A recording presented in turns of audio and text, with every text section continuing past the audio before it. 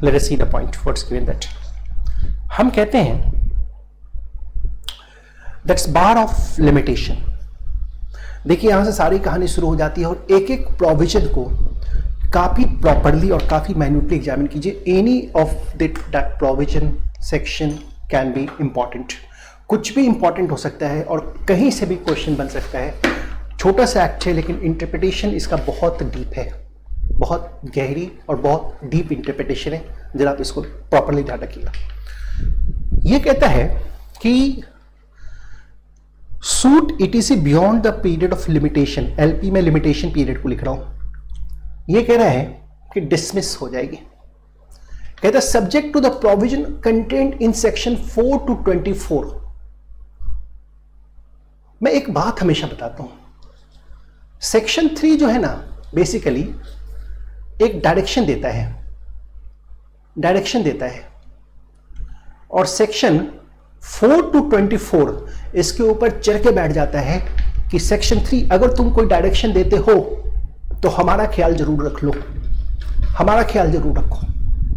Section 3 तुम बहुत ही deep direction देने जा रहे हो, तुम बहुत ही गहरा डायरेक्शन देने जा रहे हो, तुम्हारा डायरेक्शन बड़ा क्रूअल है, लेकिन जब भी तुम ऐसे डायरेक्शन दो तो 4 to 24 हमारा ध्यान रख लो, हम तुम्हारे डायरेक्शन के ऊपर प्रिवेल करेंगे. तो मैं आपको सिंपल बता दूं, अगर ये सेक्शन 3 है तो 4 to 24 इसके ऊपर बैठा हुआ है. 4 to 24 इसके ऊपर बैठा हुआ है. मतलब 3 बोल रहा है कि लिमिटेशन बार्ड है, तो 4 to 24 बोल रहा है कि भाई हमारे अगर किसी मदद से अगर लिमिटेशन हट सकती है, खुल सकती है, तो खुल जाएगी, हट जाएगी. अब पहले सेक्शन 3 को समझते हैं, फिर 4 to 24 वाले मसलात को जाते हैं. कहते subject to provision content in section 4 to 24. देखिए ध्यान से. Every suit instituted, appeal preferred and application made after the prescribed period shall be dismissed although the limitation has not been set up as a defense. अब एक बात सोच के देखिए. Limitation, अगर किसी भी सूट का, अपील का या एप्लीकेशन का कोई लिमिटेशन पीरियड है और प्लेंटिफ ने लिमिटेशन पीरियड खत्म हो जाने के बाद वो सूट फाइल किया, तो अगर प्लेंटिफ सूट फाइल करता है तो डिफेंडेंट को क्या करना पड़ता है? डिफेंडेंट को रिटन स्टेटमेंट देना पड़ता है. और डिफेंडेंट जब रिटन स्टेटमेंट देता है तो वो अपनी डिफेंस लिखता है कि भाई क्या क्या डिफेंस वो ले रहा है. आप सोच के देखिए, डिफेंडेंट ने रिटन स्टेटमेंट में जो लिमिटेशन का डिफेंस बन सकता था वो डिफेंस लिया ही नहीं, वो डिफेंस नहीं लिया, और कोर्ट में डेट के दिन पहुंच गया. अचानक से डिफेंडेंट के वकील को याद आ गया, यार ये तो सूट लिमिटेशन बार्ड है, और उसने डिफेंस लिया, the suit is limitation barred. Plaintiff का कहना है कि this the matter of limitation is not the part of the written statement, तो ये डिफेंस स्टेनेबल नहीं है. लेकिन यहां कोर्ट कहता है, प्रोविजन कहता है, although the limitation has not set up as a defense, limitation को डिफेंस के तौर पे सेटअप नहीं भी किया गया है ना, तो भी लिमिटेशन का डिफेंस ले सकते हैं. कहां पे ले सकते हैं? ट्रायल कोर्ट में, बिल्कुल ट्रायल कोर्ट में लेंगे. और अगर ट्रायल कोर्ट में नहीं लिया, हाई कोर्ट में लेने जा रहे हैं, ट्रायल कोर्ट में केस चल गई, ना प्लेंटिफ को पता ना डिफेंडेंट को पता कि केस लिमिटेशन बार्ड है, और ना ही जज साहब ने ध्यान दिया. सूट चलते डिक्री हो गई, और डिक्री होने के बाद अपील में मैटर चला गया. अब अपील में डिफेंडेंट के काउंसिल को याद आया कि सूट तो लिमिटेशन बार्ड है, हम तो बेकार की उतनी मेहनत करते रह गए. अब वो हाई कोर्ट में डिफेंस ले रहा है कि सूट तो लिमिटेशन बार्ड है. क्या सूट डिसमिस हो जाएगी? बिल्कुल डिसमिस हो जाएगी. कहीं भी ये डिफेंस लिया जा सकता है, लोअर कोर्ट में, हाई कोर्ट में, सुप्रीम कोर्ट में, anywhere there won't be any problem at all. ये हमेशा बार्ड ही हो जाना है. तो अब देखिए, जरा ध्यान से देखिए इस मैटर को, फिर क्या कह रहे हैं. अब देखिए इस सिचुएशन को, will this matter apply to the writs, ये सब आगे की बातें हैं, हम जब अभी बेसिक कर रहे हैं पढ़ेंगे उन सब बातों को देखेंगे। अब सुनिए ध्यान से, कहते हैं subject to the provision content in section 4 to 24 that was every suit instituted, application preferred and application made after the prescribed period, वो सीधा डिसमिस की बात कर दी गई। अच्छा एक क्वेश्चन और पूछता हूं, बड़ा सिंपल सा क्वेश्चन पूछ रहा हूं ना, प्लेंटिफ लिमिटेशन के ऊपर ध्यान दिया और ना ही डिफेंडेंट ने लिमिटेशन का डिफेंस लिया। डिफेंडेंट भी छोड़ा, चलो कोई बात नहीं, हम इस मामला को ही निपटाते हैं, हम डिफेंस नहीं लेंगे डिफेंडेंट लिमिटेशन का। डिफेंडेंट ने ये प्रेफर किया कि हमें लिमिटेशन का डिफेंस नहीं लेना है, बिना लिमिटेशन का डिफेंस लिए हम केस को जीतेंगे। क्या जज साहब सुमोटो केस को डिसमिस कर सकते हैं इसके बावजूद कि डिफेंडेंट ने लिमिटेशन का डिफेंस नहीं लिया है?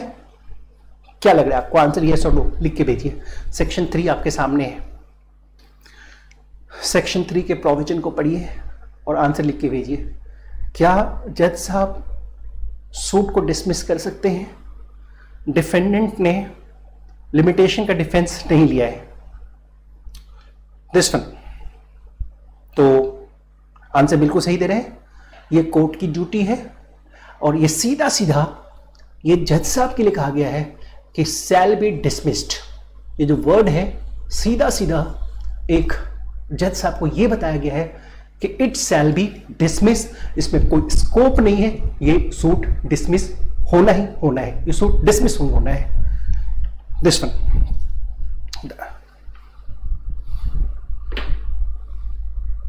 even when such kind of defense has not been taken, this one। अच्छा एक बात बताइए, जरा ध्यान से सुनिएगा।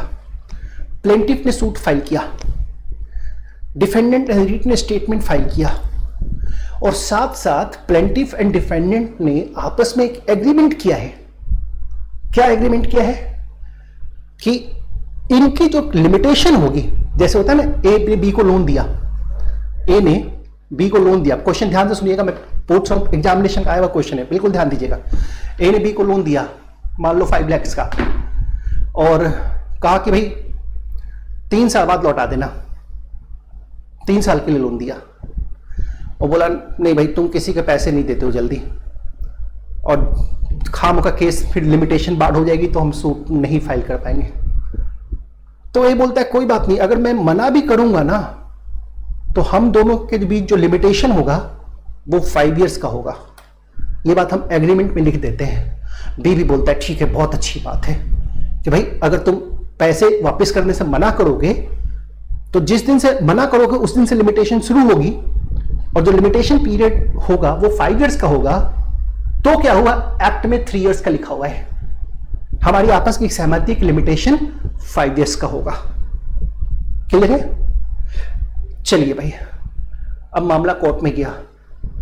एक्ट के अकॉर्डिंगली जो लिमिटेशन पीरियड थी उसके खत्म होने के बाद कोर्ट में जा रहा है। डिफेंडेंट ने लिमिटेशन का डिफेंस ले लिया। प्लेंटिफ का कहना था कि हमारा आपस का म्यूचुअल एग्रीमेंट था कि लिमिटेशन 3 साल की नहीं, लिमिटेशन 5 इयर्स की होगी। तो ये केस जो है, ये सूट जो है, ये लिमिटेशन बार्ड नहीं है। क्या प्लेंटिफ प्रिवेल करेगा? क्या वाकई ये केस लिमिटेशन बार्ड नहीं है या ये केस लिमिटेशन बार्ड है? क्या लगता है आपको? आंसर कीजिए। Can we say that it's this case is not limit barred by limitation? You need to answer. The question is very simple. The plaintiff and defendant by their mutual consent have extended the period of limitation. Will it be a valid? Will it be valid? एक answer आया no, it shall not be valid। और बात बिल्कुल सही है, ये बिल्कुल valid नहीं होगी। क्यों भला? क्या 2 इंसान मिल करके हम अपने लिए एक सेपरेट एक्ट बना सकते हैं क्या भला? मतलब जो एक्ट में जो बातें लिखी गई है उसके बियॉन्ड कुछ एग्रीमेंट कर सकते हैं कि नहीं साहब हम दोनों मिल जाते हैं, ये एक्ट नहीं मानेंगे, हम दोनों अपना रूल बना लेते हैं, हम वो मानेंगे। It's not possible. The matter has got to be given to the limitation act, you have to follow only that matter, and whatever the point you have entered into the contract, that clause shall be void. वो एक void matter हो जाएगा, और case will still be barred by the limitation because it's a clear cut instructions given by section 3 that the court will not listen any argument on that, even court argument भी नहीं सुनेगी और suit को dismiss करेगी अगर barred by limitation है तो it shall certainly be dismissed that this one the matter called here. चलिए अब एक सिचुएशन के ऊपर और आते हैं. अब यहाँ ध्यान से देखिएगा मेरी और मैटर को और सिचुएशन और पर्टिकुलर मैटर. अब देखिए थोड़ा ध्यान सुनिए. Although the limitation has not set up as a defence. अब सुनिए जरा पॉइंट. अब कुछ और भी बहुत ही सीरियस क्वेश्चन देने के लिए तैयार हो जाइए और इन बातों को समझिए. देखिए ये कहते हैं सबसेक्शन 2 किस मसला के ऊपर है. तो आई first make you clear that on which particular matter subsection 2 is based. subsection 2 का कहना है कि वो कौन सा दिन है जिस दिन मानेंगे कि सूट की इंस्टीट्यूशन होगी. कभी कभी होता है ना, लोगों की हैबिट होती है कि वो आखिरी डेट पे काम करेंगे. अब जैसे आपका भी एग्जामिनेशन फॉर्म निकलता है, सोचते नहीं साहब लास्ट डेट पे हम फॉर्म फाइल करेंगे. और हमारा प्लेंटिव भी बड़ा लेजी होता है, वो भी वेट करता रहता है कि कोई चमत्कार हो जाए, कुछ हो जाए, सूट ना फाइल करना पड़े. हम तो आखिरी डेट पे ही सूट की फाइलिंग करेंगे. 3 साल लिमिटेशन का है ना, तो जब 3 साल का आखिरी डेट होगा तब हम फाइल करेंगे. अब लोगों की ऐसी सोच लिमिटेशन एंड होने का डेट के ऊपर डिस्प्यूट कर देती है. बहुत सारे डिस्प्यूट्स आ सकते हैं. वो कौन सा डेट होगा जिस दिन हम मानेंगे कि हमने सूट की फाइलिंग कर दी. At which date we assume that. अब जैसे फॉर एग्जाम्पल सूट की फाइलिंग कैसे होती है. आप पहले प्रिंट बनाते हैं, सारा एफिडेविट वगैरह सब लगाया और पहले लेके गए आप कोर्ट में, रजिस्ट्रार को दिया, सही ना, काउंटर पे दे दिया. अब उसके बाद इसमें कुछ ऑब्जेक्शन आ गई फाइल में, तो फिर से आपको वापस दिया गया कि आप ऑब्जेक्शन क्लियर करके लाओ. तो आपने ऑब्जेक्शन क्लियर किया, तो पहला स्टेप है आपने रजिस्ट्रार को दिया. दूसरा स्टेप है आपने ऑब्जेक्शंस जो आए थे वो ऑब्जेक्शन क्लियर किया. और तीसरा डेट है कि ये जो आपकी फाइल है ये कोर्ट में पहुंची और कोर्ट में लिस्टिंग हो गई. दैट वाज कोर्ट में लिस्टिंग हो गई. तो at which stage we can assume that The suit has got to be filed. हो सकता है इस डेट के बीच में गैप हो, 1 दिन का, 2 दिन का, 10 दिन का, 20 दिन का, एनी गैप इट में भी. और ये गैप भी अपने आप में बहुत मायने रखती है. तो at which point of time we can say that the suit has got to be filed. That the matter which we have to see. आप बताइए, लिख के बताइए, फर्स्ट पॉइंट, सेकेंड पॉइंट या थर्ड पॉइंट, किस पे लग रहा है आपको, फर्स्ट, सेकंड या थर्ड, विच पॉइंट. अगर आपको हेल्प के लिए एक्ट की रेफरेंस चाहिए तो बेयर एक्ट आपके सामने है, आप वहां से भी देख सकते हैं. और 1, 2 और 3 on the day file before the registry के पास पहुंच जाने पर, लेकिन उसमें मैं एक क्लॉक और डाला था, फाइल में कुछ ऑब्जेक्शन आ गई है, कोई एफिडेविट सही नहीं है, आपको बोला गया कि इसको ठीक करके लाओ. और आपने भी लिया, ठीक किया, और ठीक करने में 2 दिन लग गए आपको उसमें. तो जब ऑब्जेक्शन क्लियर करके दे दिया तब या पहले ही, तभी मैंने आपको 3 डेट दिया, फर्स्ट, सेकंड, थर्ड. सेकंड का मतलब आपने ऑब्जेक्शन क्लियर करके दे दिया है, जो ऑब्जेक्शन आई थी आपने ऑब्जेक्शन क्लियर करके दे दिया है. सेकंड का मैटर है when the file is to register, that's 1. of course 1 is the right answer. लेकिन इसमें बहुत सारी बातें भी, और हम बहुत सारी बातों को करेंगे, लेकिन पहले इसके इंटरप्रिटेशन को समझ लेते हैं, बेसिक पॉइंट पहले समझ लेते हैं.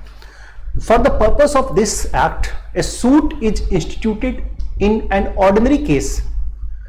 Ordinary case का मतलब हम पॉपर की तरह नहीं जा रहे हैं, हम सेट ऑफ नहीं फाइल कर रहे हैं, काउंटर क्लेम हमारा नहीं है. It's an ordinary case. When the plaint is presented to the proper officer, plaint is presented to the proper officer. तो ये एक यहां पे बड़ा इंपॉर्टेंट सा फैक्टर हुआ. So what, the objection is coming out and we are asked to cure the objection. That would be the different issue. Once we have given it to the proper officer, it shall be assumed that the suit is filed, instituted as per the provision of section 3. हमने limitation बचा लिया. This one. अब सुनिए जरा ध्यान से. अब यही से मैं कुछ बातों को और समझता हूं, समझाता हूं ये चीज. अब इस मैटर के ऊपर समझिए. तो जहां हमने प्रॉपर ऑफिसर को प्लेंट दिया, ये मानेंगे कि हमने सूट फाइल कर दी. डिस्प्यूट बड़े हो जाते हैं. हो सकता है कि इस पीरियड के दरमियान ना, इसी पीरियड के दरमियान आप सोच के देखो, लिमिटेशन खत्म हो गया है इसी पीरियड के दरमियान. अब कोर्ट में डिस्प्यूट अगर इस डेट को फाइलिंग डेट मानने का लिया जाए तो वो टेनेबल नहीं होगा. सेक्शन 3 सिंपली कहेगा कि नहीं साहब ये डेट होगा. That date would be the date of the filing date. That date would be the date of the filing date. That's the matter. अब एक बात और समझिए. In case of pauper, pauper में क्या होता है, हम कहते हैं कि साहब मेरे पास कोर्ट फीस देने का पैसा नहीं है. तो हम क्या करते हैं, हम पहले एक एप्लीकेशन देते हैं कि मेरा कोर्ट फीस माफ कर दो. फिर मेरा कोर्ट फीस माफ किया जाएगा, फिर उसके बाद हम प्लेंट फाइल करेंगे. तो ये जो कोर्ट फीस माफ करने के लिए जो हमने एक एप्लीकेशन लगाया ना, और वो क्लियर होकर के आया, फिर जो हम फाइलिंग करने जा रहे हैं, पहला हमने कोर्ट फीस की माफी के लिए अप्लाई किया, एप्लीकेशन दिया. फिर दूसरा हम अब प्लेंट फाइल कर रहे हैं. तीसरा ऑब्जेक्शन क्लियर कर रहे हैं. चौथा लिस्टिंग हो रही है. ये वाला डेट फाइलिंग का डेट होगा यहां पर. That was this date would be the date of the filing date. यहां कह रहे हैं in case of a pauper when his application for leave to sue as a pauper is made. जब हमने लीव के लिए अप्लाई किया था कि हमें पॉपर के तौर पे फाइल करना है, that day would be called as the filing date. That day would be called as of course the filing date. चलिए नेक्स्ट पॉइंट पे. ये बहुत इंपॉर्टेंट प्रोविजन है और यहां से ऑब्जेक्टिव क्वेश्चंस बड़े बनते हैं. इस चीज को आप ध्यान दीजिएगा. अगले पॉइंट पे आइए. Next issue which we got there. अब मैं समझाता हूं आपको, और मैं क्वेश्चन आंसर फॉर्म में समझाता हूं. मैं आपसे क्वेश्चन पूछता हूं, आप खुद ही समझ के आंसर करिएगा. ठीक है, खुद ही समझ के आंसर करना. अगला जो पॉइंट है ये हमारा third. In case of claim against a company which being wound up by the court, when the claimant first sends his claim to the official liquidator.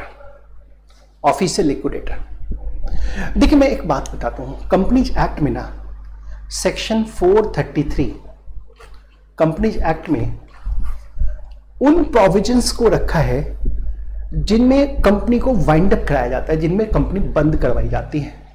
अच्छा, वाइंडिंग अप क्या होती है? वाइंडिंग अप और dissolution में अंतर है. Winding up जो होता है ना, बेसिकली एक प्रोसेस होती है जिसमें क्रेडिटर्स के पैसे पेमेंट किए जाते हैं और डेटर से पैसे लिए जाते हैं. मतलब जिससे पैसे लेने हो उससे लेते हैं और जिसको पैसे देने हो उसको देते हैं. और ये काम कौन करता है? तो ये काम लिक्विडेटर करता है. और सारा कुछ हो जाता है तो लिक्विडेटर कोर्ट में अप्लाई करता है कि हमने सारा कुछ कर दिया और अब कंपनी को डिसॉल्व कर दीजिए. तो कोर्ट ऑर्डर करती है डिसोल्यूशन. कोर्ट डिसोल्यूशन ऑर्डर करती है. पहले ये पावर कोर्ट के पास था, अब ये power national company law tribunal को दे दी गई है. अब यहां कहानी समझिए. एक पर्सन जिसका कंपनी के ऊपर कुछ पैसे बाकी है, उससे वो पैसे कंपनी से वो पैसा वो रिकवर करेगा. तो अब वो रिकवर करने के लिए कोर्ट में नहीं जाएगा, क्योंकि कंपनी वाइंड अप हो रही है। वो रिकवरी किससे क्लेम करेगा? वो लिक्विडेटर के पास जाएगा कि हे लिक्विडेटर, मेरा 2 लाख रुपए बाकी है, आप मुझे दे दो। और अगर लिक्विडेटर मना कर देगा ना, तब वो कोर्ट में सूट फाइल करेगा। ठीक है ना? तो लिमिटेशन, तो सूट की फाइलिंग डेट कौन सी मानी जाएगी? जिस दिन लिक्विडेटर को अप्लाई किया था वो डेट, या जिस दिन कोर्ट को अप्लाई किया वो डेट?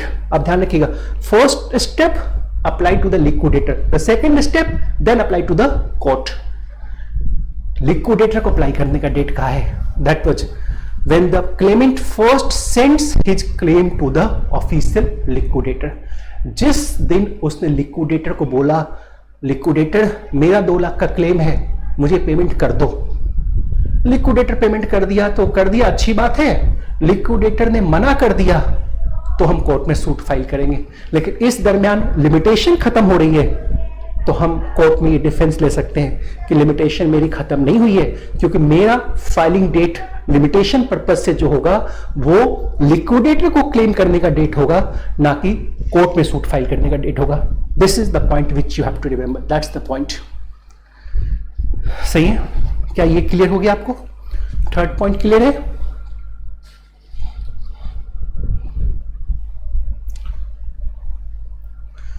फर्स्ट पॉइंट क्लियर है? First, second and third, whether all these 3 points cleared for you? You want to repeat?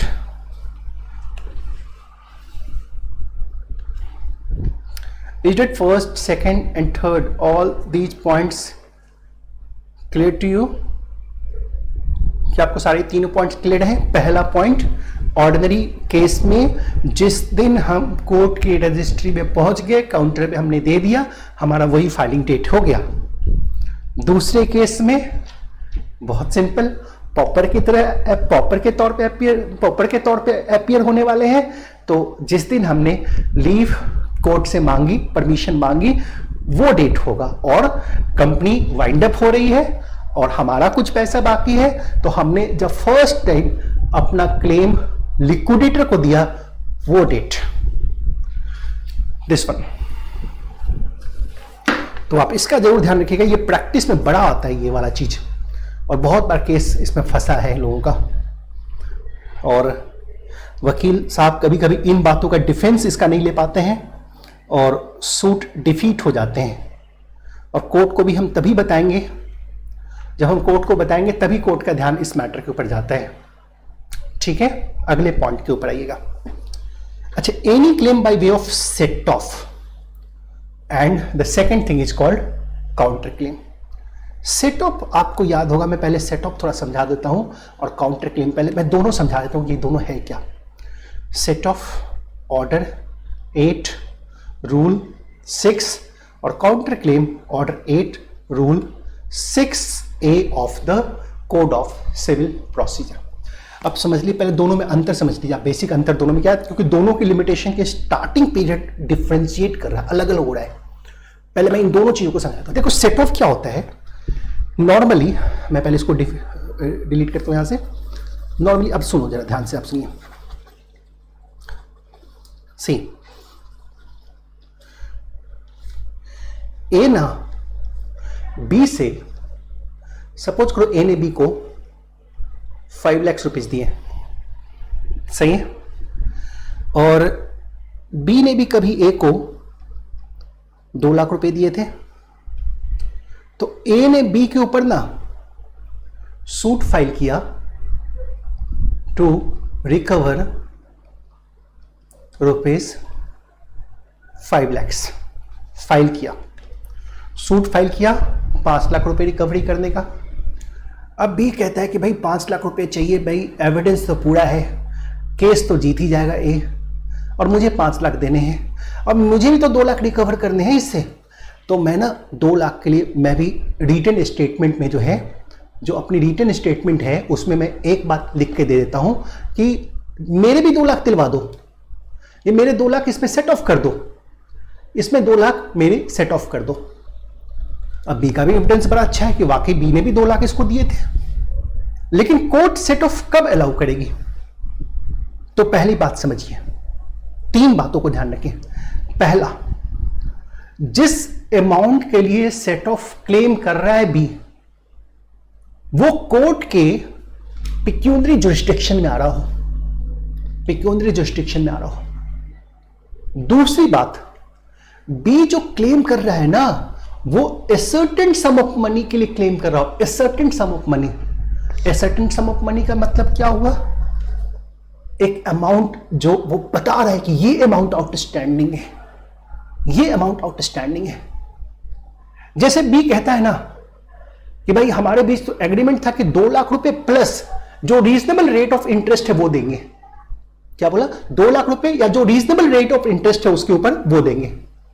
तो 2 लाख रुपए तक तो ठीक है, लेकिन इंटरेस्ट रीजनेबल, क्या रीजनेबल, किसके व्यू से reasonable? It is not the ascertainable sum of money. Court बोलेगी कि बी आपको सेट ऑफ अलाउ नहीं करेंगे क्योंकि ये ऑर्डर 8 के अकॉर्डिंगली फिट नहीं बैठ रहा। बी कहता है कि भाई मैं तो 5 लाख रुपए दूंगा, लेकिन मेरा एक कोर्ट में केस भी चला है। जब एक डॉग ने मुझे बाइट किया था तो मेरा जो कॉम्पनसेशन बन रहा है, जो मेडिसिन के ऊपर जो कॉम्पनसेशन बन रहा था, मेरी डिक्री हो गई है, कोर्ट वो भी ऑर्डर करने वाली है, तो उसको सेट ऑफ कर दो। तो ये क्या बात भला हुई? ये कोई सर्टेन सम ऑफ मनी तो नहीं, जैसा सम ऑफ मनी ए लेके आया तुम भी वैसे ही लेके आओ, तब हम अलाउ करेंगे।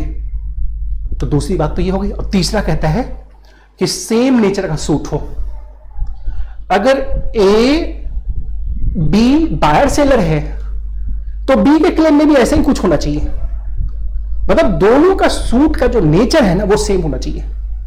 अगर ये तीनों चीजें सेटिस्फाइड होती है ना, तो प्लेंटिफ का क्लेम कोर्ट एक्सटिंग्विश कर देगी as equivalent to the claim of the defendant. और डिफेंडेंट क्लेम ज्यादा है तो प्लेंटिफ के सारे क्लेम एक्सटिंग्विश कर देगी।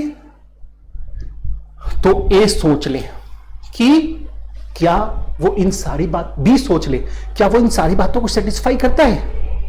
अगर वो इन सारी बातों को सेटिस्फाई करता है, वो कोर्ट के पिक्यूनरी जस्टिक्शन में भी आता है, इस सर्टेन सम ऑफ मनी भी है, सेम नेचर के सूट्स हैं, तब तो सेट ऑफ क्लेम करे।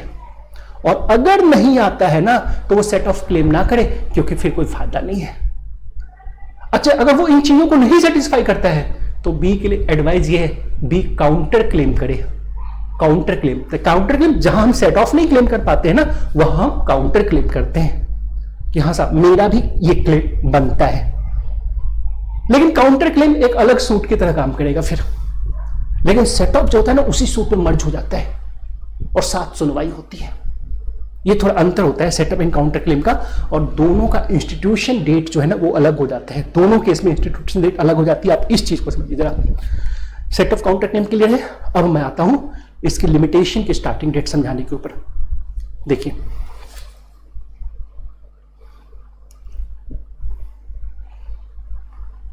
One minute.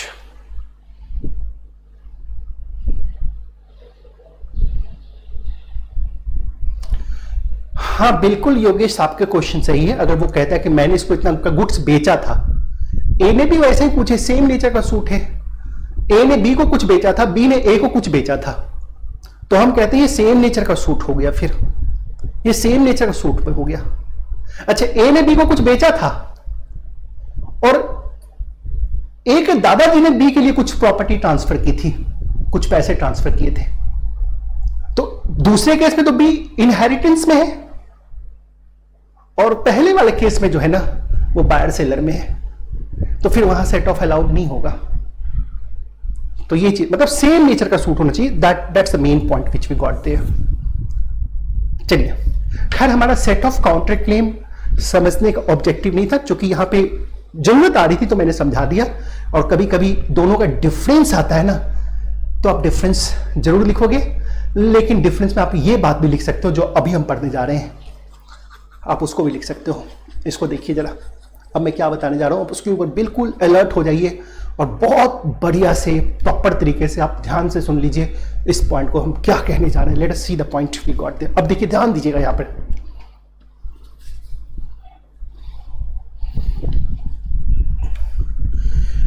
अगर बी इंटरेस्ट को वेव कर दे, बी इंटरेस्ट को वेव कर दे तो सर्टेन सम ऑफ मनी हो जाएगी। लेकिन हमारे एग्जाम्पल में तो वेव नहीं किया है ना, हम तो एग्जाम्पल जो लिए हैं आपको ये समझाने के लिए मैंने लिया था कि अनएसर्टेन सम ऑफ मनी क्या होती है, कहां सेट ऑफ अलाउ नहीं होता। मेरा ऑब्जेक्टिव था आपको ये समझाने का। अगर इंटरेस्ट का कोई मैटर ही नहीं लाता then it be different thing. हाँ, वैसे हाल में सेट ऑफ जरूर अलाउड होगी, लेकिन सूट सेम नेचर का होना चाहिए। ठीक है, अब देखिए एक एक करके दोनों पॉइंट समझिए। पहले सेट ऑफ वाला समझिए, फिर काउंटर क्लेम वाला समझाता हूं, और बिल्कुल अलर्ट हो जाइए और बढ़िया से समझिए, बिकॉज यहां से ऑब्जेक्टिव क्वेश्चंस भी बड़े आते हैं। देखिए, कहते हैं any claim by way of set off or a counter claim shall be treated as a separate suit. देखिए, कहता है सेपरेट सूट ट्रीट होगी and shall be deemed to have been instituted. कौन से डेट पे? अब सोचिए, ए है, बी के अगेंस्ट सूट किया कि भाई मेरे को ना 5 लाख रुपए चाहिए, तो कौन सा डेट फाइलिंग का होगा? जिस दिन वो कोर्ट में प्लेंट दिया। बी सेट ऑफ क्लेम कर रहे हैं। अब मैं क्वेश्चन आपसे पूछ रहा हूं और आप देखिए और मुझे समझ के बताइए। क्वेश्चन का आंसर देने की कोशिश कीजिए। ए ने बी से 5 लाख रुपए रिकवर करने के लिए सूट फाइल किया, कोर्ट में प्लेंट प्रेजेंट किया 5 जनवरी 2020 को, मान लो। तो ए के लिए फाइलिंग डेट क्या होगी? 5 जनवरी 2020।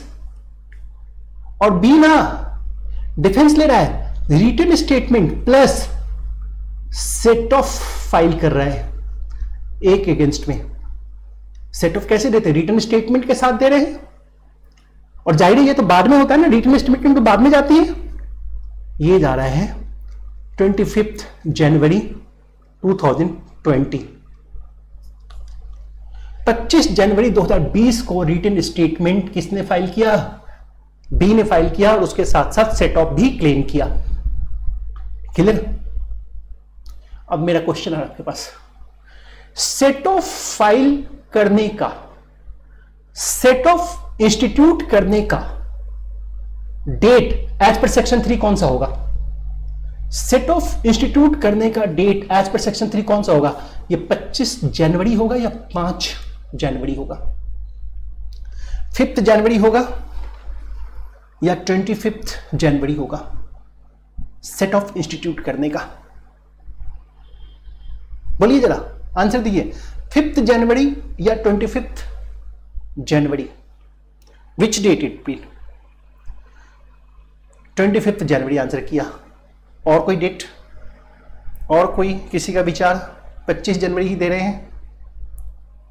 कोई और विचार? 5 जनवरी। योगेश कह रहे हैं 25 जनवरी। 25 जनवरी, 25 जनवरी डायरेक्ट सामने रख दिया हूं, फिर भी गलत आंसर दे रहे हो।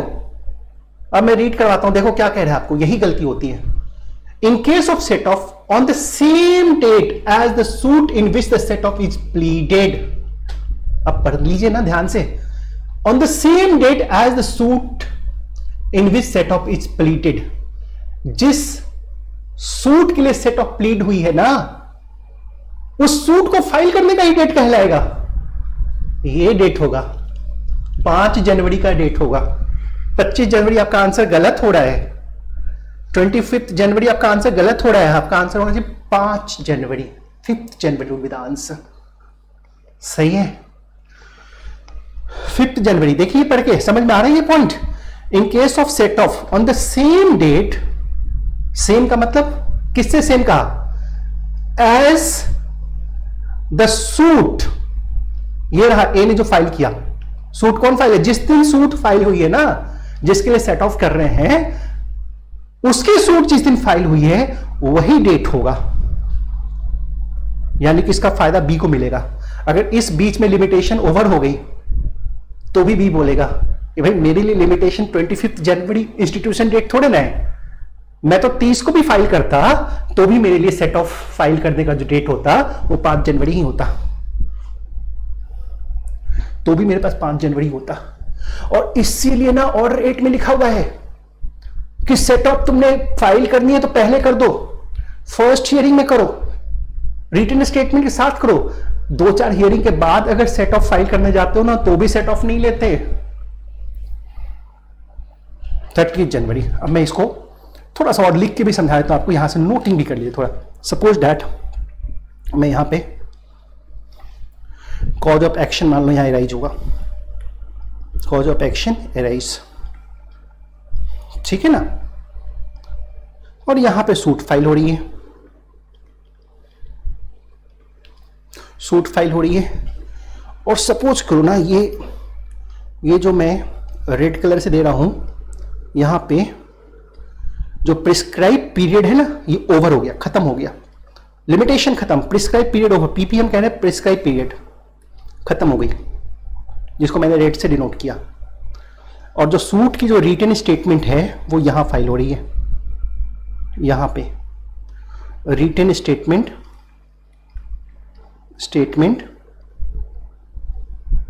Plus set of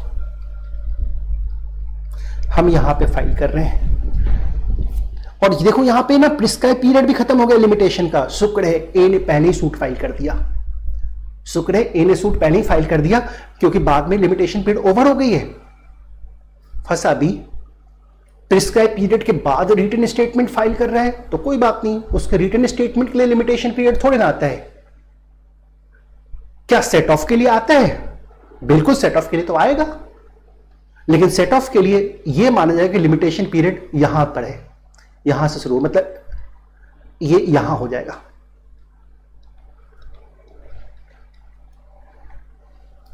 it shall be deemed as set off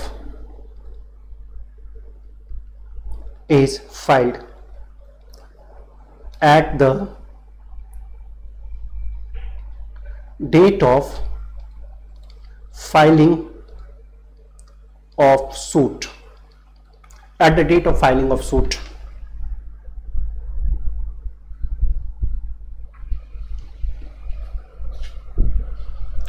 आपने क्या एक्सप्लेन करने को कहा विकास, मुझे समझ में नहीं आया, बिकॉज यहां पे ऑलरेडी मैंने बोला रिटन स्टेटमेंट के साथ हम सेट ऑफ फाइल करते हैं। इस डायग्राम को आप जरूर बना लीजिए, ये सेट ऑफ के लिए लिमिटेशन पीरियड है।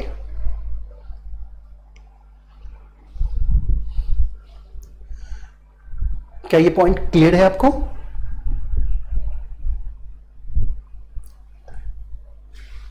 Is that point clear to you? हम आगे बढ़े।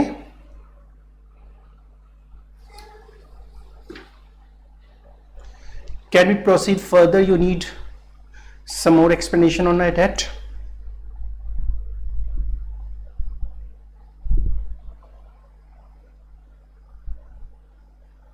हाँ, रिटन स्टेटमेंट का क्या पीरियड है हम उसके ऊपर नहीं जा रहे हैं। 30 दिन का पीरियड आपने सही बोला है, but limitation is not on that. Limitation act suit पे, अपील पे, एप्लीकेशंस पे लगती है, और सिंपल सेट ऑफ एक सेपरेट सूट ट्रीट होता है, जो कि पहले ही आपको ये प्रोविजन कह दिया है।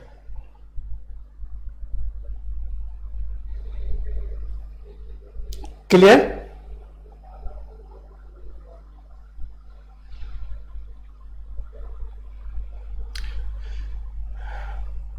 चलिए अब काउंटर क्लेम के बारे में समझते हैं।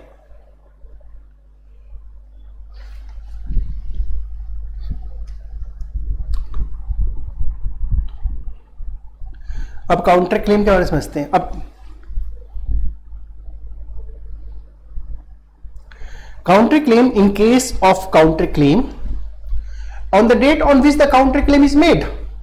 अब इसको ऐसे समझ लो ना, अगर प्रीवियस क्वेश्चन में मैं इस क्वेश्चन में अगर काउंटर क्लेम लिख देता तब आपका आंसर सही हो जाता। फिर तो आप कहते कि नहीं साहब 25 तारीख को ही फाइलिंग डेट मानेंगे, क्योंकि काउंटर क्लेम के लिए वो सेट ऑफ वाला बेनिफिट नहीं मिलेगा। बहुत क्लियर सा मैटर है।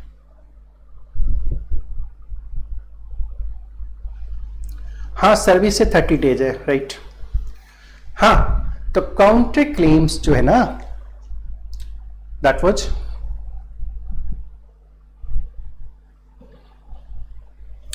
अब देखिए, अगर हम काउंटर क्लेम की बात करें तो दैट्स द मैटर। 25 जनवरी 2020, जैसे for example cause of action यहां अराइज हुई और यहां सूट फाइल किया गया,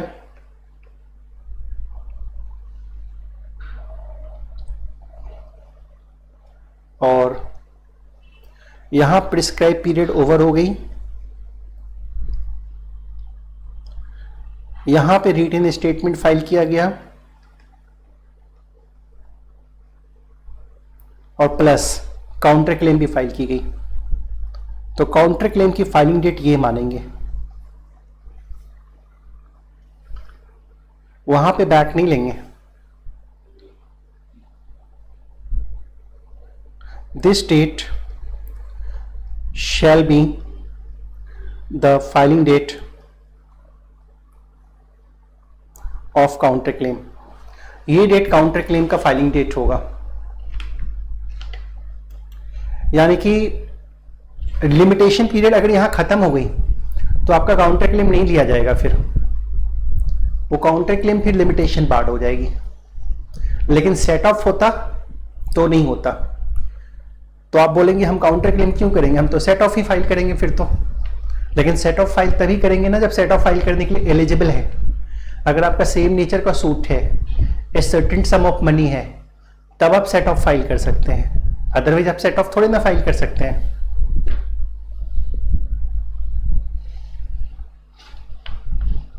ठीक है ना।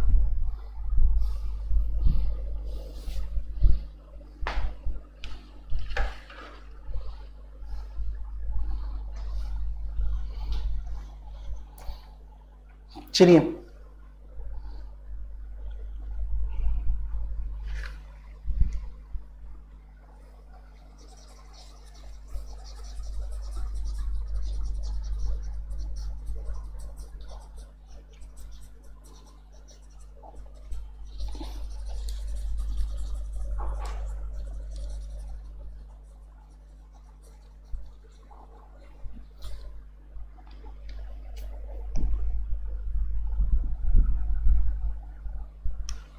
मैंने जो लिखा वो छिप गया, वो कंसील्ड हो गया, मैं देखा नहीं। अब यहां देखिए, मैं the date shall be the filing date of counter claim, the date shall be the filing date of counter claim. और नहीं लिख पाए भी तो आपकी अंडरस्टैंडिंग बन गई है, आप लिख सकते हो उसको, अदरवाइज क्लास को रिपीट करके फिर से सुन के लिख लेना।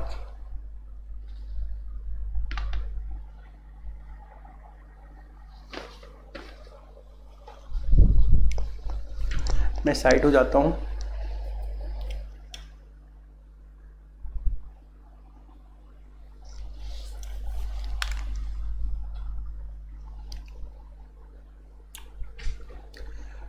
Set off is filed at the date of filing of suit.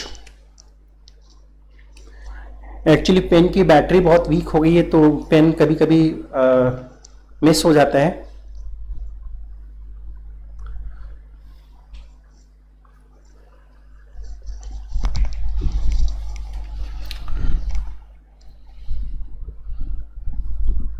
हाँ,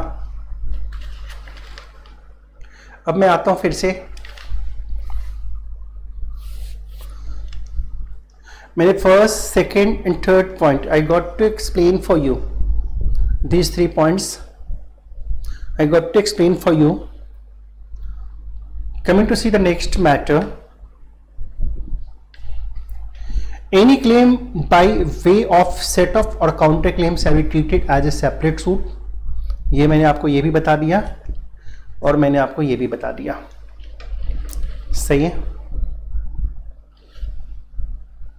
दिस वन, एक सी पे आइएगा, सी पे, an application by notice of motion in a high court. Notice of motion in a high court is made when the application is presented to the proper officer of the court. This one, proper officer of the court. अब ये देखिए high court का matter पे आते हैं. अगर हम high court में कोई केस फाइल करते हैं ना, तो हमें डिफेंडेंट को इन्फॉर्म एक नोटिस ऑफ मोशन भी देना पड़ता है. मतलब नॉर्मली प्लेंटिफ जो है वो डिफेंडेंट को एक 14 दिन की नोटिस देता है, 14 डेज की नोटिस देता है, बताता है कि भाई हम आपके ऊपर ये सूट इंस्टीट्यूट कर रहे हैं, और that is called the notice of motion.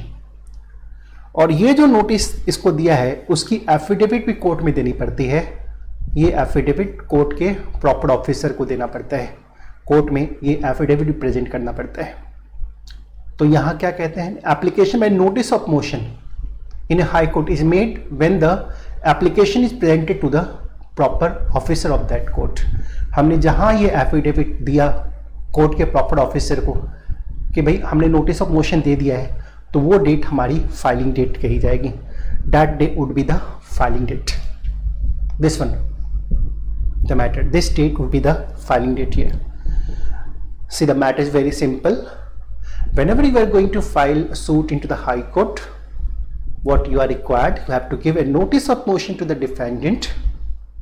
And once you are giving the notice of motion to the defendant, there is an affidavit required to be given to the High Court. The day on which you have given that affidavit to the High Court, that day would be called as the date of the institution of the suit. This is the matter called here. चलिए, ये सब बड़ी simple सी बातें हैं.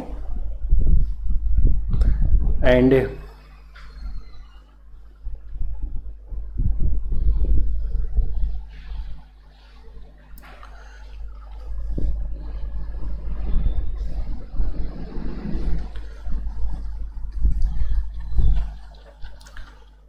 तो अब हम एक मैटर के ऊपर आते हैं.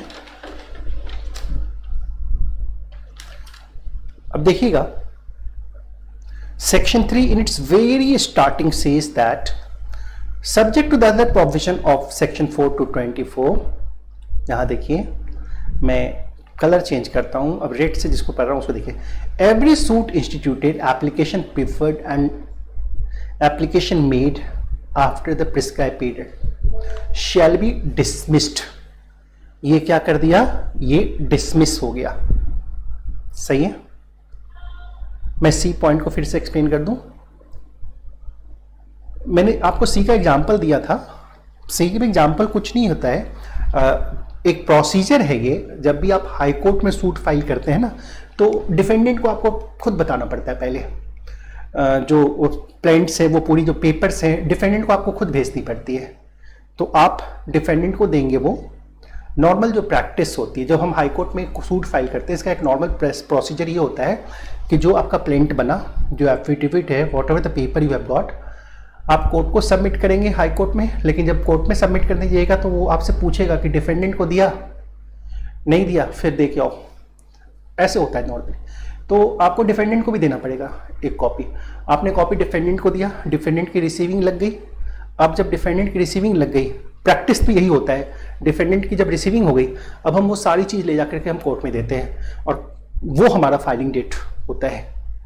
यहाँ पे एक प्रोसीजर बदल गया है. सही है. अब यहाँ पे वही कहता है कि भाई आपने डिफेंडेंट को जो नोटिस ऑफ मोशन दिया है, उस नोटिस ऑफ मोशन की जो आप एफिडेविट फाइल कर रहे हैं कोर्ट में, जो दे रहे हैं, वो आपका फाइलिंग डेट होगा. देखो, प्रैक्टिस में कुछ और था. प्रैक्टिस में देखो ऐसे चलता है, मुझे हाई कोर्ट में किसी के ऊपर केस करना है.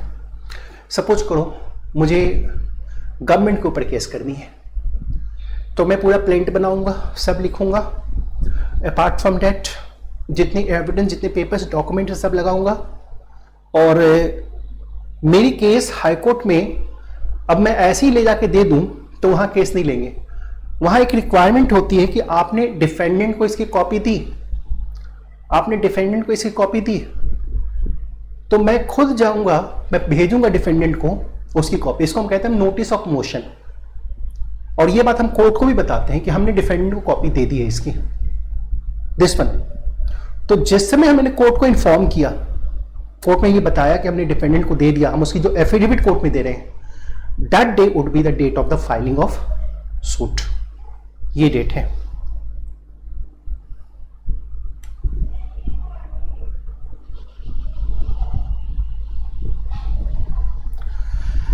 हाँ, पुलिस को मत लाइए इस लिमिटेशन एक्ट में। लिमिटेशन एक्ट में हम पुलिस से बहुत दूर हैं। सीआरपीसी के मैटर्स के ऊपर लिमिटेशन एक्ट नहीं है। सीआरपीसी की लिमिटेशन अलग है, 439 पर शायद प्रोविजन, उसका प्रोविजन अलग है लिमिटेशन का। This one applicable for government department, right. Normally writs वगैरह में ये होता है नोटिस ऑफ मोशन देने का। अच्छा, अब मैं अपने मैटर के ऊपर आता हूं। अब इस पे ध्यान से सुनिएगा। अब मैं आपको अगर यहां बताऊं, देखिए, अच्छा मैं ये रेड वाला जो पॉइंट पढ़ के बता रहा हूं, ये बहुत ही क्रूअल है, काफी क्रूर पॉइंट है। ये कहते हैं every suit instituted appeal preferred and application made after the prescribed period of limitation shall be dismissed. Owing to this, can we say limitation bar the remedy? Limitation remedy को बार करता है। Owing to this point, can we say limitation bars the remedy? Remedy को बार करता है। That much.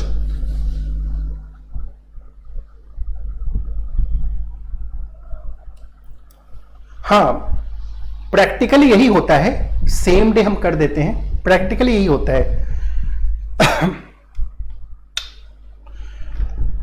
Normally, but same day नहीं भी करते तो कोई बात नहीं है।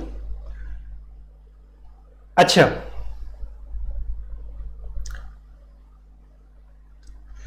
अब देखिए ध्यान से। अब चलिए इस पॉइंट के ऊपर आते हैं। नोटिस ऑफ मोशन आपने समझ लिया, आपने सेट ऑफ समझ लिया, काउंटर क्लेम समझ लिया, आपने वाइंडिंग अप समझ लिया, आपने ऑर्डिनरी सूट का मैटर समझ लिया। अब हम आते हैं सेक्शन 3 को एक बार फिर से एनालिसिस के ऊपर आते हैं। क्या हम इसको कह सकते हैं, अभी बहुत इंपॉर्टेंट चीज बताने जा रहा हूं, फिर ध्यान से देखिए। क्या हम इसको कहते हैं लिमिटेशन रेमेडी को बार करती है? बिल्कुल कहेंगे, ये रेमेडी को बार कर देती है। शुक्र है, एक बात और लिखिए, subject to the provision content in section 4 to 24। इसका मतलब हो गया उम्मीद की छोटी सी किरण अभी भी बाकी है। It does not extinguish the right. उम्मीद की एक हल्की सी किरण अभी भी बाकी है। कहीं 4 से 24 में जा करके लिमिटेशन को बचा लिया तब तो अच्छी बात है।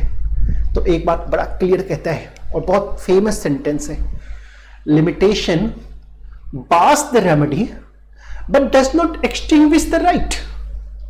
और ये एग्जामिनेशन में बड़ा आता है कि एक्सप्लेन कीजिए क्या समझते हैं इसके ऊपर, तो आपको यही एक्सप्लेन करना पड़ेगा। और 4 to 24 में लिमिटेशन कैसे कैसे कहाँ कहाँ बसता है, ये सारी बातें आपको बतानी पड़ेगी, समझानी पड़ेगी। This is a very important matter. सही है ना? अब यहां जरा आइए मैटर पे देखिए। अब देखिए जरा, यही बात मैंने यहां पे समझाया आपको कि ये प्लेंटिफ की ड्यूटी है कि वो कोर्ट को कन्विंस करे his suit is within the limitation.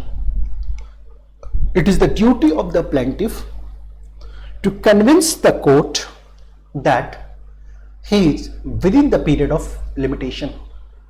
अब एक बात बताते हैं, आपको ना कन्विंस करना है ना तो अलग से, ऐसा नहीं कि डिफेंडेंट जब डिफेंस लेता है लिमिटेशन का तब आप कन्विंस करना शुरू कीजिए। नो, आपको रिटन, आपने जो प्लेंट फाइल किया था वही अपना कन्विंसिंग मैटर को लिखिए। बिकॉज हमको एफिडेविट में हमको लिखना पड़ता है कि हम लिमिटेशन पीरियड के विद इन है। लेकिन अगर कोई क्लॉग लग रहा है, कोई प्रॉब्लम लग रही है, आपको लग रहा है कि सामने वाला लिमिटेशन को डिफेंस लेगा, तो आप उसके रीजंस को स्पेसिफाई कर दीजिए, प्लेंट में ही प्रॉपरली स्पेसिफाई कीजिए। That's what. तो ये प्लेंटिफ का डिफेंस है, प्लेंटिफ का कॉल है कि प्लेंटिफ एक्सप्लेन करे कोर्ट को कि वो कैसे लिमिटेशन पीरियड के भीतर है। और एक बार लिमिटेशन डिसाइड हो गई ना कि सूट लिमिटेशन बार्ड है, तो भूल जाइए, अपील वपील भी नहीं लगती यहां पर।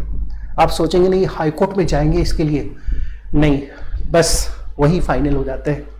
The court has no power to relieve the plaintiff. Court अपने डिस्क्रिशन से भी प्लेंटिफ को रिलीफ नहीं दे सकती है।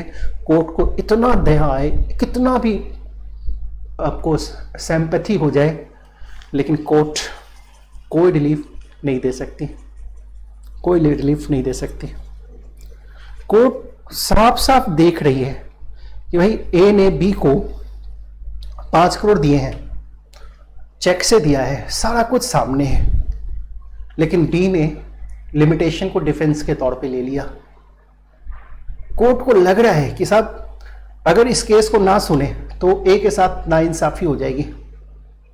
जज को ए के ऊपर बहुत दया आ रही है, बहुत सिंपैथी है, फिर भी कोर्ट कुछ नहीं कर पाएगी, केस को डिसमिस करना ही पड़ेगा। This one,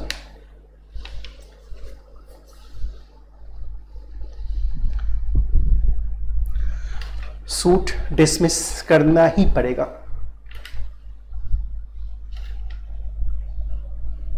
so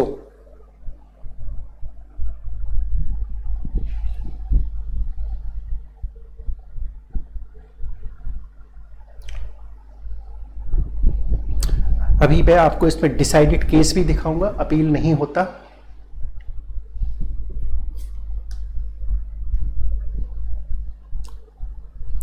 appeal against order, appeal कैसी होती है ये थोड़ा समझाता हूं। क्या अपील होता है, अपील किस मैटर के ऊपर होता है, कैसा अपील होता है ये बताता हूं। जैसे फॉर एग्जांपल, अब हमारा एक केस था इंसॉल्वेंसी एंड बैंक्रप्सी कोर्ट का, हमारा केस था इंसॉल्वेंसी एंड बैंक्रप्सी कोर्ट का, और एनसीएलटी में केस था,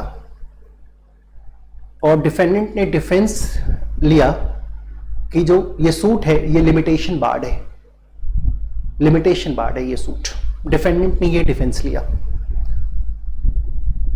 और कोर्ट ने इस डिफेंस को मान लिया, बट मैंने वहां पे ये बताया कि इंसॉल्वेंसी एंड बैंक्रप्सी कोर्ट के ऊपर लिमिटेशन एक्ट नहीं लगती है। लेकिन कहीं भी इंसॉल्वेंसी एंड बैंक्रप्सी कोर्ट जो 2016 में आई थी ही उस वक्त, कहीं भी नहीं लिखा हुआ है कि limitation act is applicable on to the insolvency and bankruptcy code. जिस किसी भी एक्ट के ऊपर लिमिटेशन एक्ट लगती है उस एक्ट में स्पेसिफिकली मेंशन्ड होता है। कंपनीज एक्ट में मेंशन है, सिक्योरिटीज कॉन्ट्रैक्ट रेगुलेशन एक्ट में मेंशन है, फॉरेन एक्सचेंज मैनेजमेंट एक्ट में मेंशन है, फॉरेन कंट्रीब्यूशन रेगुलेशन एक्ट में मेंशन है, सब जगह मेंशन है, लेकिन इंसॉल्वेंसी एंड बैंक्रप्सी कोड में ये मेंशन नहीं है।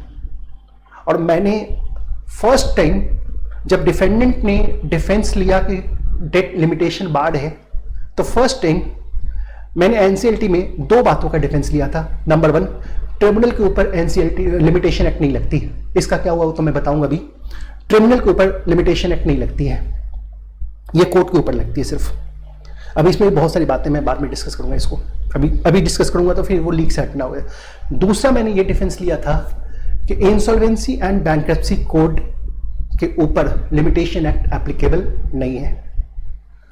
इस बात को जो ट्रिब्यूनल थी, एनसीएलटी थी, थोड़ा बहस हुआ, आर्गुमेंट हुई, लेकिन मानने से इनकार कर दी, नहीं माना उन्होंने। उसके बाद एनसीएलटी में अपील फाइल किया। आप नेट पे चेक करके देखना, ये पूरा डिटेल में आ रहा है सारा केस सभी जगह। एनसीएलटी में हाँ पराग वाला केस था, पराग का ही केस था जो पराग गुप्ता जी, हाँ। तो एनसीएलटी में जब अपील फाइल किया तो एनसीएलटी में वो मुखोपाध्याय जी, वहाँ के जो प्रिजाइडिंग ऑफिसर, उन्होंने मान लिया, इसकी आर्गुमेंट अच्छे से मानी। तो अपील ऐसे लगता है सूट लिमिटेशन बार्ड है या नहीं है, मतलब इसके ऊपर अपील नहीं जाता। अपील इस तरह का जाता है कि भाई इसके ऊपर लिमिटेशन एक्ट लगती कि नहीं, हम पूरे के पूरे एक्ट नहीं लगने की बात कर रहे थे। सूट लिमिटेशन बार्ड है या नहीं है, इसके ऊपर हाई कोर्ट में या सुप्रीम कोर्ट में अपील नहीं जाती है। That much. हाँ, आप इनडायरेक्ट तरीके से कर लो, कोई रिट्स वगैरह करो, कोई ऐसा चीज निकालो जिसे फंडामेंटल राइट के साथ जोड़ दो और रिट के बेसिस पे फाइल करो, that will be the different matter. वैसा भी केस बनाया जा सकता है। बट वो केस टू केस डिपेंड करता है।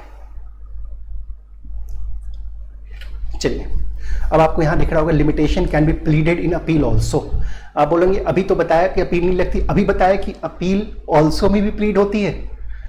अब यहां देखो, यहां बात कुछ और हुई थी। ट्रायल कोर्ट में ना लिमिटेशन के मैटर को डिस्कस ही नहीं किया गया ट्रायल कोर्ट में। कभी कभी होता है ना, ट्रायल कोर्ट में जो वकील साहब होते हैं कभी कभी उनको नहीं आता लॉ ज्यादा, वो ऐसे ही प्रैक्टिस करते हैं, कोर्ट में लॉजिक के ऊपर बातें करते हैं। डिफेंडेंट का वकील भी ऐसा था, प्लेंटिफ का भी वकील वैसा ही था।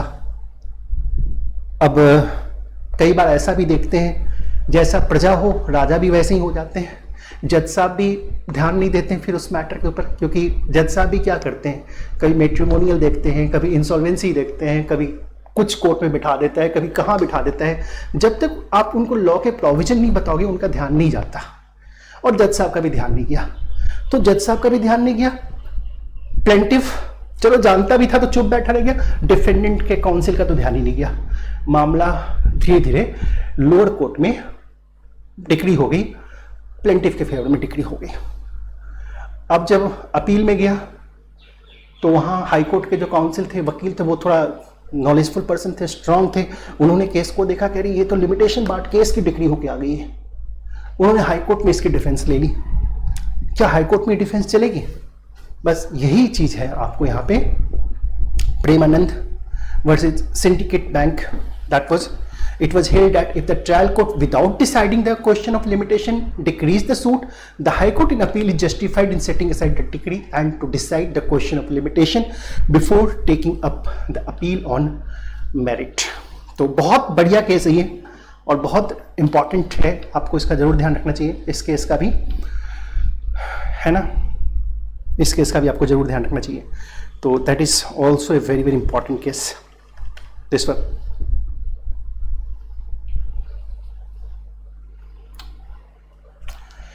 ये तो मैंने आपको ऑलरेडी बता दिया कि जिस दिन प्लेंट प्रेजेंट की जाती है उस दिन इंस्टीट्यूशन का डेट मानते हैं, ठीक है।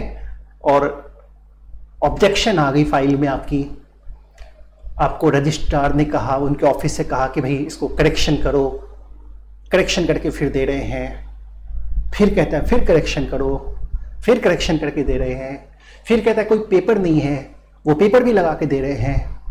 लेकिन फाइलिंग डेट कौन सी होगी? जिस दिन हमने पहली बार दिया था। तो ये एक्ट नहीं है, ये एक्ट का पार्ट नहीं है, ये डिसाइडेड केस का मैटर है।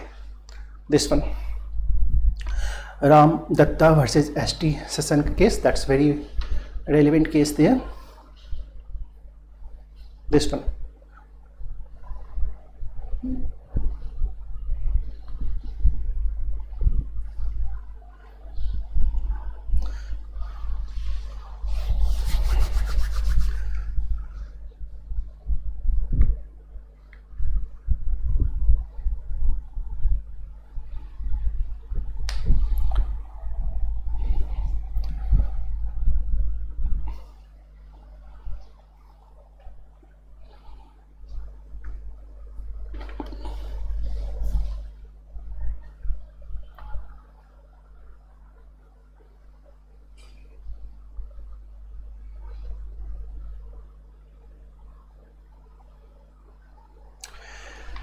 अच्छा, एक बात और, एक क्वेश्चन पूछता हूं, जरा उसका ध्यान दीजिएगा।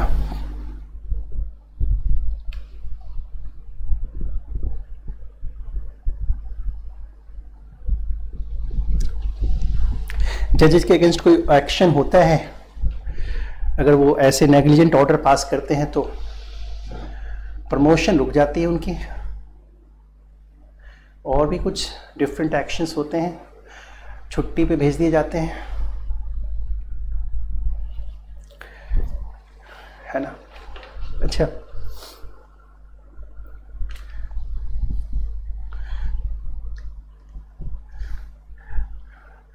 एक्चुअली जजेज इतनी तो प्रैक्टिस में जरूर रहते हैं कि लिमिटेशन जो कोर्ट को देखना वो काम तो पहले कर लेते हैं। ये तो खैर कोई केस हो जाता है इसमें मिस हो जाता है, कोई हिस्ट्री बननी होती है कोई, तो ऐसा हो जाता है।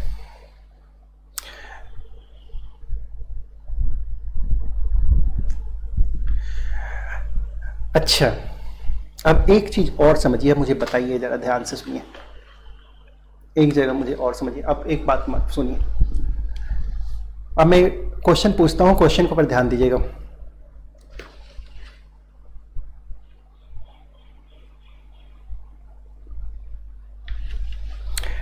होता क्या है अब इसमें, तो बताइए जरा सोच के।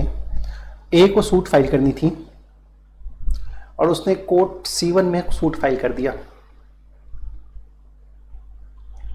C1 में सूट फाइल कर दिया। अब देखिए क्या घटनाएं घटी। जब सूट फाइल किया तो डिफेंडेंट के वकील ने कहा कि ऑनर ये केस तो इस कोर्ट का है ही नहीं, ये केस इस कोर्ट का नहीं है। क्यों भला? इस केस का, इस कोर्ट का ये केस क्यों नहीं है? है कोई रीजन व्हाटसोएवर? कोई भी रीजन स्पेसिफाई किया? जैसे फॉर एग्जाम्पल कुछ केसेस ऐसे होते हैं ना जो, अब जैसे मैं आपसे पूछता हूं, एक छोटी सी बात मैं आपसे पूछता हूं, कभी कभी केस का जुरिस्डिक्शन भी आपको ध्यान में रखना चाहिए। अगर मैं ये पूछूं just for the sake of your general knowledge, आजकल पॉलिसी बाजार पे ना, आजकल टीवी पे एक ऐड आ रहा है बराबर, जस्ट मैं थोड़ा नोटिस करता हूं इसलिए आपसे शेयर कर रहा हूं। उसमें पॉलिसी बाजार का इंश्योरेंस का ऐड है। वो कहते हैं कि भाई कल को आपकी डेथ हो गई, लैंग्वेज बड़ा सिंपल है, लैंग्वेज सुनिए एक्टर क्या है, कहते हैं कल को आप नहीं रहे तो बच्चों की स्कूल का फीस कौन देगा, घर के खर्चे कौन चलाएगा, आप इंश्योरेंस करवा लो। हम चाहते हैं कि ये जो एडवर्टीजमेंट है इसको कोर्ट के थ्रू रुकवाया जाए। ये एक नेगेटिविटी क्रिएट करता है लोगों के माइंड में। अब मैं आपसे पूछता हूं, अगर आपको इसको रुकवाने के लिए कोई केस फाइल करनी है उस पॉलिसी बाजार के अगेंस्ट, तो कहां करेंगे? मुझे आंसर दीजिए, हम केस की फाइलिंग कहां करेंगे?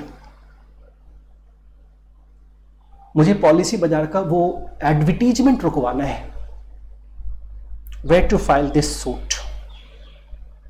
वो एडवर्टीजमेंट बहुत नेगेटिविटी क्रिएट कर रही है मेरे दिमाग में, पब्लिक के दिमाग में। आते ही बोलता है कि कल को आप मर गए, आप नहीं रहे, मतलब यही हुआ। बोलिए जरा, कहां पे ये सूट फाइल करेंगे? कौन से एक्ट में, किस कोर्ट में ये सूट जाएगी? रिट कह रहे हैं। जब भी कहीं फंसे तो रिट फाइल कर दो, है ना? कौन से रिट फाइल कर लेंगे यहां पर? पहले एक नॉर्मल केस तो फाइल करके देखें, वहां पे कर सकते हैं कि नहीं, हो जाएगा बात तो ठीक है।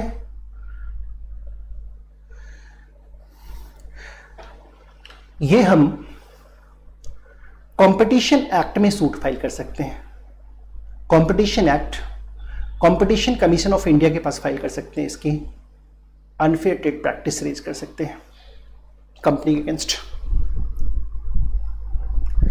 इंफॉर्मेशन एंड ब्रॉडकास्टिंग मिनिस्ट्री के पास नहीं कर सकते, वो तो इस चीज़ को नहीं करते, लेकिन हम इसकी filing competition commission of India के पास कर सकते हैं, और वो उसकी एडजुडिकेटरी बॉडी है जो जितनी भी एंटी कॉम्पिटिटिव एग्रीमेंट्स होती है, अनफेयर ट्रेड प्रैक्टिसेज होती हैं, ये सब वो देखती हैं, उनकी अपनी लोकल स्टैंडी है। और एक बात और लिखा हुआ है कि जो सूट आपको कंपटीशन कमीशन ऑफ इंडिया के पास फाइल करनी है, सिविल कोर्ट उसकी कॉग्निजेंस नहीं लेगी, ये भी बात है। और सुनिए, जो सूट आपको IRDA के पास फाइल करनी है, सिविल कोर्ट में उस केस को आप लेके नहीं जा सकते हैं। जो सूट आपको ट्राई में फाइल करनी है, सिविल कोर्ट में आप उस सूट को नहीं ले जा सकते हैं। सही है ना? हाँ, आप वहां जाइए ना, पहले तो इंजंक्शन तो जरूर लगा दिया जाएगा, फिर आपकी बातें सुनी जाएगी, और बाकी आप प्रूफ करते कि ये अनफेयर ट्रेड प्रैक्टिस है तो उस एडवर्टीजमेंट को रोका भी जाएगा, और जो कंपनी है उसके खिलाफ जो कॉम्पनसेशन है जो बनेगा वो भी करवाया जाएगा। तो ये सारे प्रोविजन है वहां पर। चलिए, तो एक नॉलेज की बात थी। अब आप सोच के देखिए, किसी पर्टिकुलर मैटर के लिए आपको IRDA के पास जानी थी और आप सिविल कोर्ट चले गए। एक एग्जाम्पल लेते हैं।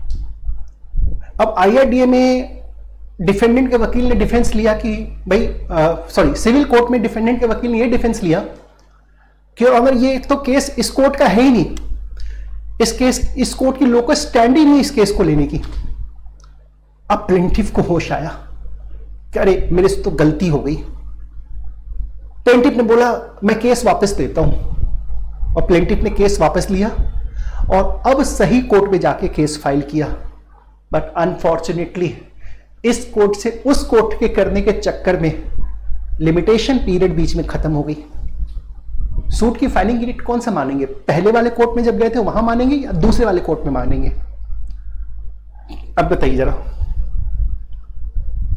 अब मुझे बताइए। मैं बड़ा सिंपल सी बात पूछ रहा हूं। कोर्ट C1 में गए थे, अब इसको नॉर्मल लैंग्वेज, कोर्ट C1 में गए थे, अब कोर्ट C2 में जाना पड़ रहा है बिकॉज कोर्ट C1 की लोकस स्टैंड ही नहीं थी उस केस को देखने की। उस केस को देखने की कोर्ट, पहली वाले कोर्ट जो है उनके पास पावर नहीं थी। हमने वहां से केस विड्रॉ कर लिया और हम सेकंड कोर्ट में गए। अनफॉर्चुनेटली इस पीरियड के दरमियान लिमिटेशन खत्म हो गई। हम प्लीड कर रहे हैं कि फाइलिंग डेट C1 कोर्ट में जो हमने फाइल किया था वही फाइलिंग डेट मानी जाएगी और हमारा लिमिटेशन पीरियड बचा हुआ है। कोर्ट लिमिटेशन, केस लिमिटेशन बार नहीं है। डिफेंडेंट का वकील कहता है कि नहीं साहब, केस तो लिमिटेशन बार्ड है, यहां जो फाइलिंग हुई है, जो सही तरह से फाइलिंग हुई है, उसको फाइलिंग डेट माननी है। चलिए, क्या विचार है आपका? क्या इस केस में लिमिटेशन पीरियड खत्म है? Filing date of the date of court C1, तो यहां आप थोड़ा गलत हो गए। नहीं, ये आपकी गलती थी। क्यों गए कोर्ट C1 में? लॉ नहीं आता था क्या? Ignorance of law has no excuse. Law तो आना चाहिए ना आपको। आप वकील साहब के पास गए थे, वकील साहब को लॉ आता था, आपके वकील साहब ने गलती कर दी, अब क्या कर सकते हैं उसमें? उसके लिए ये थोड़े ना कि कानून में आपको प्रिविलेज मिल जाए। ये तो आपने मिस्टेक्स हैं, आपकी गलती है ये, तो इसका कोई बेनिफिट आपको नहीं मिलेगा। आपकी फाइलिंग डेट होगी जो C2 में आपने फाइल किया है, तो यहां आपका लिमिटेशन नहीं बचा, लिमिटेशन नहीं बचा। इतना जरूर ध्यान रखिए, जितना भी क्वेश्चन को गलत करते हैं ना, वो सारा क्वेश्चन एग्जामिनेशन के लिए इंपॉर्टेंट होता है, और जितनी गलतियां यहां करेंगे एग्जामिनेशन में उतनी सही करेंगे, उतना ही सही होगा। तो ये ध्यान रखिए। तो यहां पर मैं इसको बता रहा था, और ये मैंने आपको ये वाला केस करवाया, इसी केस का ये पार्ट था। Court has no jurisdiction, the suit is filed in the another court. जिस कोर्ट में पहले फाइल किया था उस कोर्ट का जुरिस्डिक्शन ही नहीं था, तो हम अनदर कोर्ट में जब फाइल किए, अब सही कोर्ट में गए, लेकिन अनफॉर्चुनेटली इस दरमियान जो लिमिटेशन थी ना वो खत्म हो गई। ठीक है ना? This one.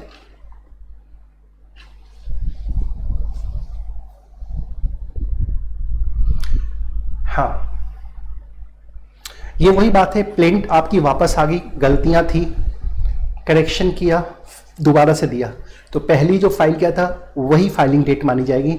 कोर्ट ने सिंपली कहा कि चूंकि कोर्ट करेक्शन ऑर्डर कर रही है, इसका मतलब कोर्ट ने उस केस को ले लिया है। Jai Jai Ram Manohar Lal versus National Building Supply, National Building supply.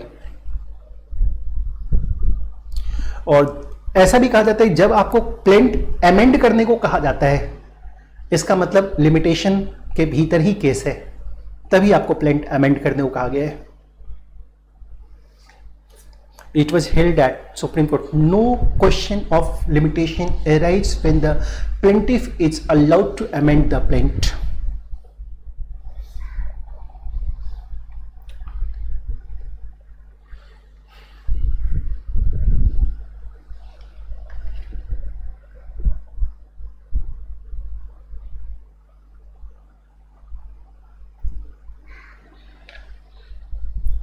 नहीं, जुरिस्डिक्शन का कोई डिफरेंट सेक्शन नहीं है, ये सब सेक्शन 3 का ही एनालिसिस है।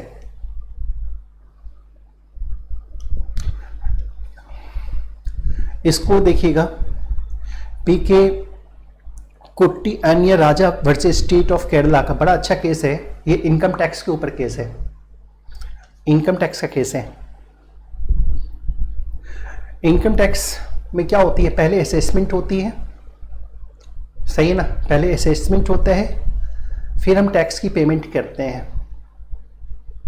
हमारा असेसमेंट ऑर्डर आया कि हाँ भाई इतना टैक्स बन रहा है, फिर हम उसकी पेमेंट करते हैं, ठीक है। That was. तो लिमिटेशन की स्टार्टिंग डेट क्या मानेंगे, असेसमेंट का डेट मानेंगे या पेमेंट करने का डेट मानेंगे? तो कोर्ट ने कहा था असेसमेंट का डेट जो होगी, the suit that was. Limitation starting होगी जिस दिन से असेसमेंट हुई है, वहां से लिमिटेशन स्टार्ट होगी।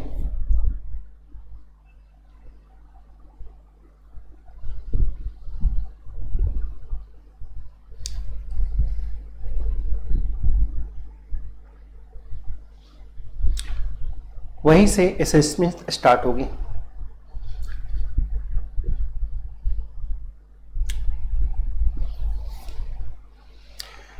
असेसमेंट का डेट से ही लिमिटेशन स्टार्ट होगा, ना कि पेमेंट का डेट से।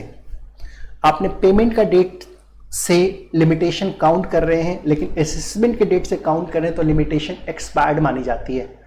तो कोर्ट केस को रिजेक्ट कर देगी, बिकॉज असेसमेंट का डेट जो है वो जो है वहां से स्टार्टिंग मानी जाती है।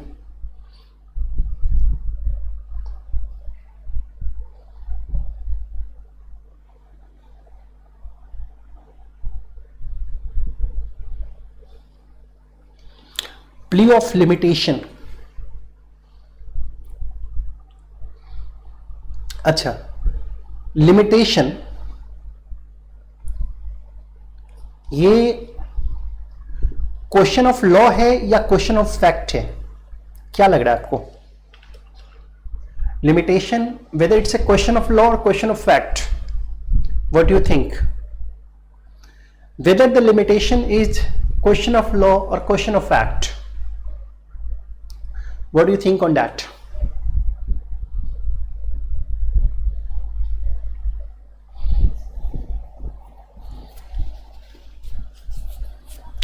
Whether the limitation, the question of limitation, whether it's the question of law or question of fact. I'm just asking a question, ये question of fact हुआ या question of law हुआ?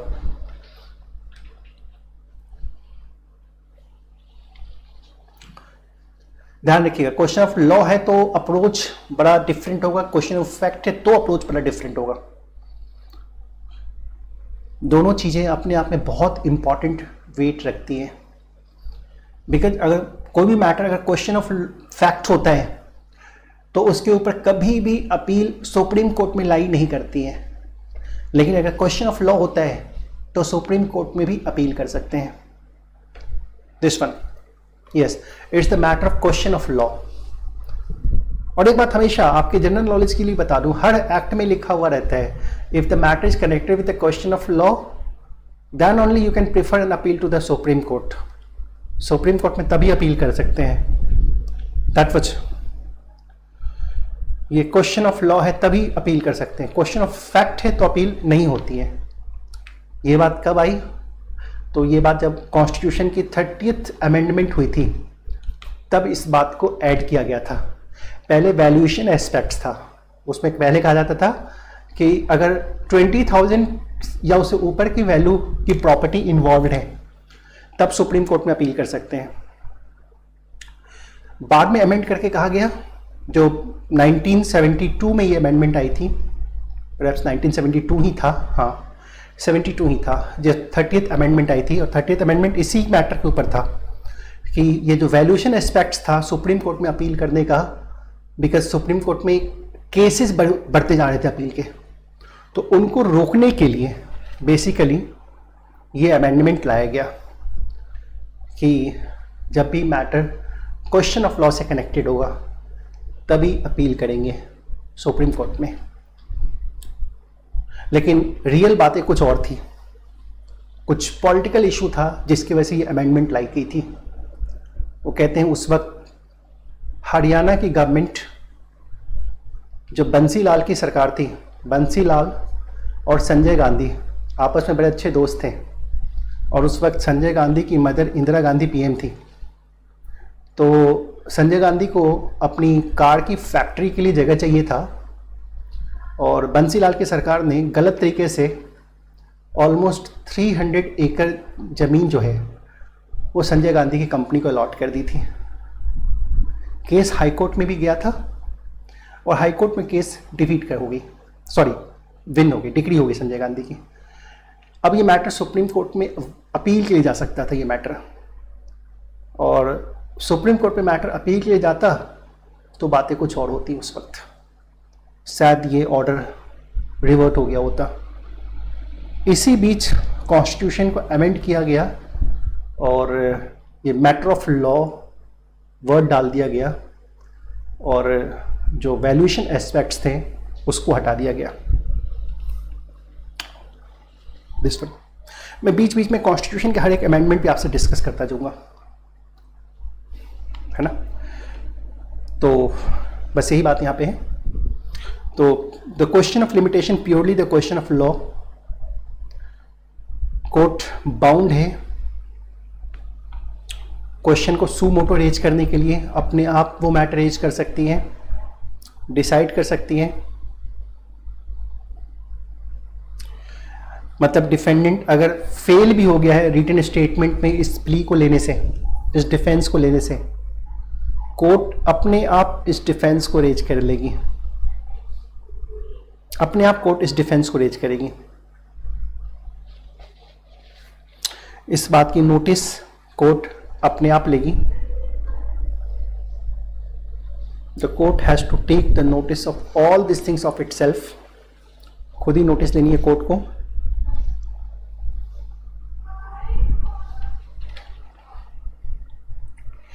और ये केस स्टडी आप देखिए, मैंने शुरुआत में ही आपको बता दिया था, जवाहरलाल वर्सेस मथुरा प्रसाद, क्या दो पार्टी आपस में एग्रीमेंट करके लिमिटेशन अपने अकॉर्डिंगली कस्टमाइज कर सकती है?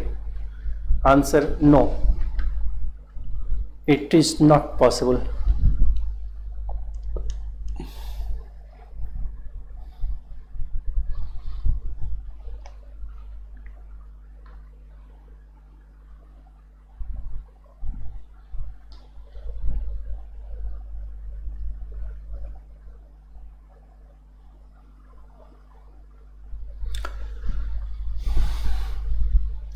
Can the plea of limitation be raised in the appellate court? मैंने आपको पहले ही बोला था, बिल्कुल।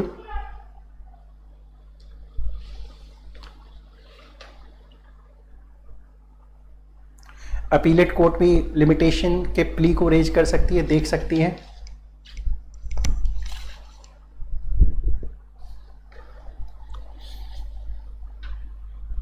तो मैं यहां जो क्वेश्चन ऑफ लॉ बोलता हूं वो थोड़ा नेगेटिव सेंस में है, मतलब कि वो डिफेंडेंट के लिए है कि भाई केस लिमिटेशन बांट थी फिर भी सुन ली गई कोर्ट में, लोअर कोर्ट ने भी सुन लिया, हाई कोर्ट ने भी सुन लिया, अब सुप्रीम कोर्ट आप इसको क्वेश्चन कर दीजिए क्योंकि ये केस तो लिमिटेशन बांट थी।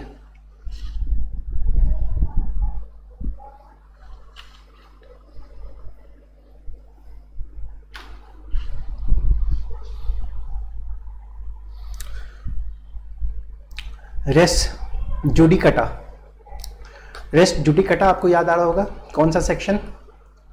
Section 11 code of civil procedure, section 11 suit finally